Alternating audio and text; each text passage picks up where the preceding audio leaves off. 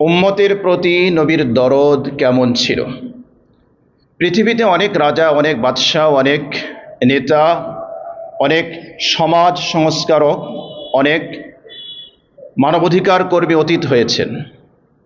মানুষের প্রতি তাদের দয়া মায়া এটা ছিল, অনেকের মধ্যেই ছিল। কিন্তু একজন মহামানব ছিলেন, যার ধ্যান, যার জ্ঞান, যার চিন্তা, যার ফিকির, যার স্বপ্ন সব সময় ছিল উম্মাহ কেন্দ্রিক। মানুষটাকে আঘাত করেছে, তার দাওয়াত প্রত্যাখ্যান করেছে, তাকে ট্যাগিং করেছে, ব্লেমিং করেছে, সেই মানুষের জন্য তিনি হিদায়াতের দোয়া করেছেন। এই মহামানব এমন ছিলেন, মানুষটাকে পাথর মেরে রক্তাক্ত করেছে। তিনি দুনিয়াবি কোনো স্বার্থে সেখানে যাননি। তিনি গিয়েছিলেন এক আল্লাহর পরিচয় তুলে ধরার জন্য। তিনি তাদের কাছে গিয়েছিলেন মানুষের নাজাতের জন্য, মানুষের মুক্তির জন্য। চিরস্থায়ী শান্তি কিভাবে লাভ করতে পারে সেই দাওয়াত দেওয়ার জন্য সেখানে গিয়েছিলেন।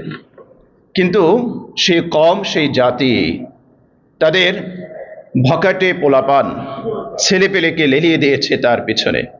তারা তাকে পাথর মেরে রক্তাক্ত করেছে, শরীর থেকে রক্ত ঝরেছে, মাথা ফেটে গিয়েছে, রক্তে জুতা আটকে গিয়েছে, আল্লাহর আরশে গিয়ে ধাক্কা লেগেছে।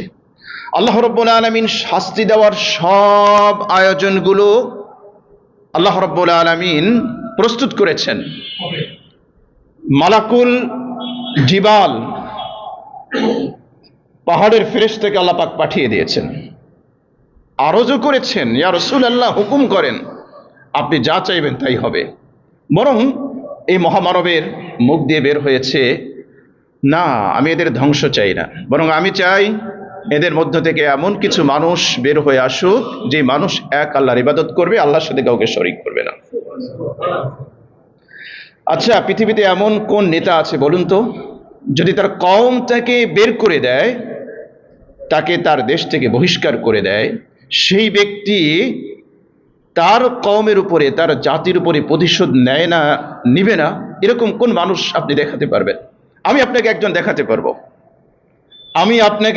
দেখাতে পারবো। একজন মহামানবের কথা বলতে পারবো, যে মানুষটিকে বিনা অপরাধে শুধুমাত্র লা ইলাহা ইল্লাল্লাহু মুহাম্মাদুর রাসূলুল্লাহ এই কথা বলার কারণে তাকে দেশ থেকে বহিষ্কৃত হতে হয়েছে।